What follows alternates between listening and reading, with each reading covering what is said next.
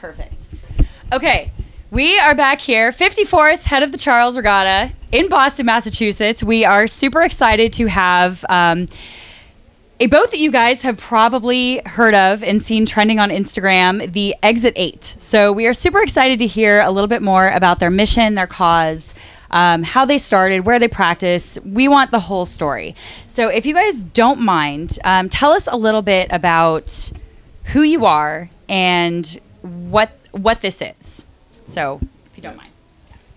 Yeah, so hi, I'm Felix from Germany, and yeah, I actually founded the Exit8 with some friends of mine, and it all started out of the national team in Germany, and so a few of us rowed in Dortmund, the national training center in Germany, for sweep rowing, and yeah, the idea was to row at Henley Royal Regatta with a bunch of people there, but organized on our own, because yeah, we sort of were out of the national team back in the day, and yeah, so that's how we founded the Exit8. So we had that idea to create an 8, and afterwards yeah, we thought about how we named the 8, and somehow we had that idea to name it Exit8, because yeah, most of us quit rowing as a like a professional sport, and yeah, and that's how we got into that Exit8 thing. And yeah, today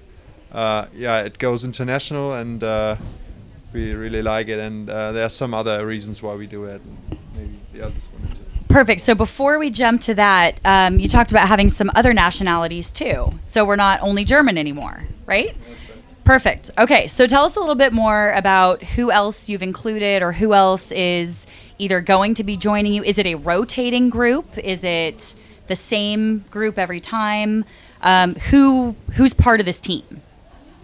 Yeah, actually, it depends on the regatta, and where the regatta is, and yeah, who's able to come over. And yeah, I mean, today we got Germans, British, New Zealander, Dutch.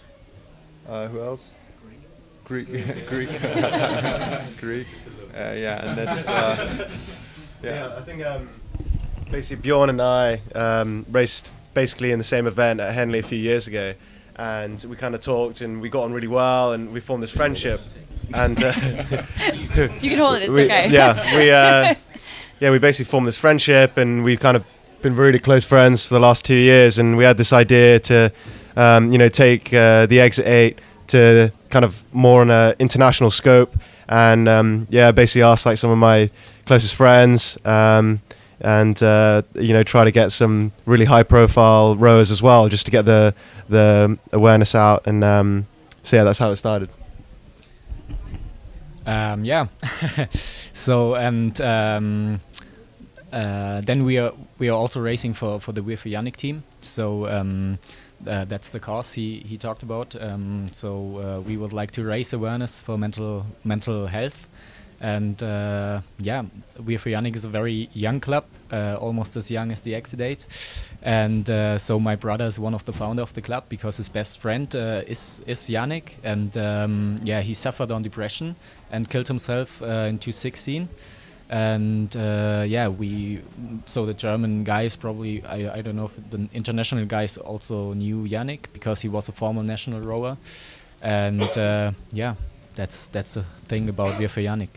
So how did you take this from his story, because that sounds like a really amazing story and cause, and get the word out there? Like, how did you get all these other guys from all around the world to kind of rally around this one cause and this one guy? Yeah, we soon figured out that it's not all about Yannick. So as sad it is as it is, we can't save his life anymore. But there are a lot of people who are suffering on depression or other mental illnesses, and we soon figured out that people all over the world have the same problems. So then we met the bad boys rowing from New Zealand, and they are pretty much the same, like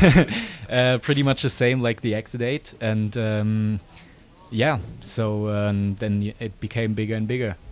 One thing that's really been cool to see, I think more than once, is that these international boats are coming together not just for a cause to race, but it seems like more rowers are kind of crossing borders and racing together. And I think that's so, so neat. You know, you have like New Zealand and Germany and just people coming together like through rowing. Yeah, and rowing did that. I guess a big part of it for me is just enjoying the sport. So we put so much pressure on ourselves and it's all about high performance, but then there's also the aspect of the sport that you just have to get out there and enjoy it. And I guess the reason I wanted to get involved and race with these guys, or there's two aspects really, but I guess like that side of it and just having fun, because that's really important. I guess especially when you retire from rowing, and that's sort of a big issue, sort of the abyss when you go from high level, high pressure sport and you sort of have built an identity upon that, and then sort of transitioning into normal life, but also the mental health side of things and anxiety and depression. And it's something that until recently, like, I haven't wanted to talk about. I haven't felt like it's okay to talk about it. And I guess from the high performance side of it, you're sort of taught that you've got to be mentally tough and everything, and actually it's okay to not be okay sometimes, and to it's normal. Like, a lot of people have struggles with mental health and different things, and it doesn't mean that you're not going to go out there and absolutely crush it when you're on the water. It's sort of two separate things. So I guess also like coming to terms with my sexuality. When I was younger and stuff, like, I definitely suffered from depression and sort of thought that I couldn't even row anymore if anyone found out that I was gay. So that's something that I sort of struggled with for a long time. And then sort of after coming out, like, I realised that it wasn't an issue. Like, I've never had an issue with it in rowing, and that's been great. But I guess after that, like, everything doesn't magically go away. You still have sort of ups and downs and different struggles with mental health. So I think it is really important to talk about it and be able to support each other on that issue.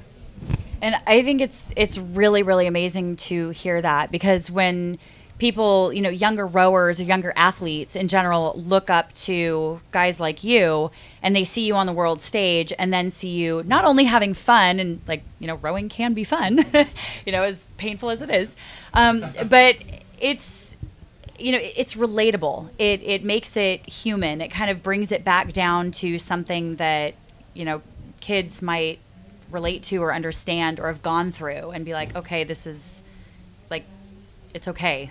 It's okay, you know. So it's really, really neat to see that you guys are out here doing this and hopefully having a really good time, and hopefully get to do a lot more races together.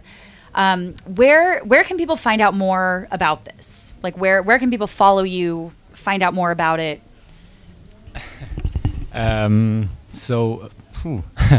Difficult.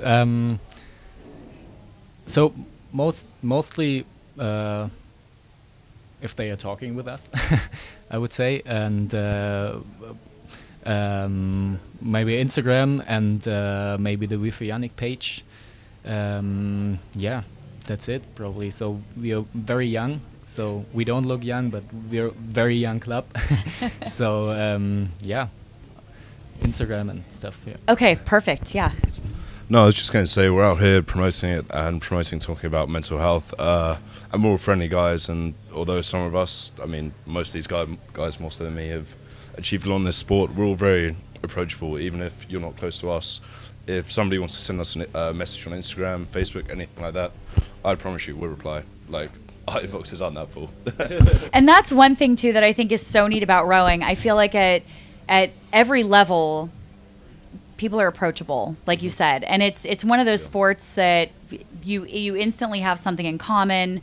It's very relatable. You're all going through the same thing. You know, maybe someone pulls a faster 2K, but you're all pulling a 2K, or you're all getting out there on the race course. And I don't think you get that at every sport. And there aren't guys, you know, basketball, football, rugby, whatever, at the top of their game that you can just talk to, you know. And I think that you guys are saying that you're available, you're, you know, relate to us, like, we've been through this, we want to talk to you about it, is one of the most amazing things. So it's so cool. So it's really, really awesome to have you guys here. at the Charles, and I know some are all of you guys just racing once, or you're racing twice. Single this afternoon. Okay, yeah, that's right. Is anybody else racing again? No. This is it. So you guys came all the way out here to just go down the course in a little bit of wind. Okay, perfect. Have you guys raced here before? Yeah? Okay. Everyone, but most of us. I think Bass went to school here. Oh, did you? Okay, where did you go to school? I went to Boston University for 4 years, so I Oh. graduated 2 years. You're local. Yeah, yeah, I know the course, but yeah, no, it's great to be here for a different cause and yeah, do what we're Good. doing. So. Oh, that's awesome. Yeah. That is awesome. And I'm excited to hear what you think about doing this in a Cox boat versus a blind boat. What do you think? Yeah. So last year I just raced the 8 and having a coxswain made it a lot less stressful. I've done, I think, 3 rows in the single over the course now and practiced the bridges and stuff. So it's one thing just paddling down the course and getting used to it. It's another thing when you're in a world of pain and trying to rate high. So and it's a headwind, so it's going to make it tricky again. So It's nice. See how it goes. He still likes the coxswain because he's not used to it. Once you get into the coxswain, then you. Then you're like, please stop talking. Please, you tune him out in 2 seconds. We know how you work. We know how it is. You guys tune us out in 2 seconds. You know, you all pretend you're listening. Selective hearing, that's what it is. Yeah, very selective hearing. But he's also the furthest away from the coxswain. yeah. It's, Yeah, that's true. That's true. You can tune, and you don't even have to look either. up in the bow lounge, just chilling out. Oh, so. there you go. There you go. Oh, yeah, that's right. They didn't even put the lightweight. Didn't even put put Paul in the bow, right? Yeah, Paul was there. That's really funny. That is really funny. Well, anyway, we're really excited to have you guys here. Super, super excited to see you race. I'm really hoping everyone follows you on Instagram, reaches out to you, and if you need anything from us, if we can help promote your cause, if you can send us links to your websites where we can link people, to find them, please let us know, because I would love to help support this. I think it's so important that people, it's so relatable. It's so relatable, and I think you guys are on a stage. You have a platform to help people, and it's really amazing that you're doing it. So, thank you for all of your hard work. Thank Yes. Thanks to Hudson, probably, right? Yeah. Also, would like to thank Hudson and Concept too, who last Absolutely. minute yesterday set us up with a boat and oars. So yeah, we're really thankful for that. Good. Best Yeah. boat ever. Quite a heavy crew, so we need a big boat. So they Hudson has come to our rescue more than once as well. They're good guys. They're absolutely good guys out there, and an incredible partner for Head of the Charles, and I'm really glad they could help you guys out. So it was absolutely wonderful. Thank you guys so much for coming out, and good luck. We will absolutely be watching your race, and we'll link to all of your sites. So thank you so much again for checking in with us. This is the Exit 8 and Robbie in the single. So we'll watch for him. Hope for no hitting bridges. He'll be fine. Just kidding. You'll be fine. Don't say too soon. Absolutely. So we will see if we can check in after the race and see how they did. So thank you very much, and we'll talk to you guys soon.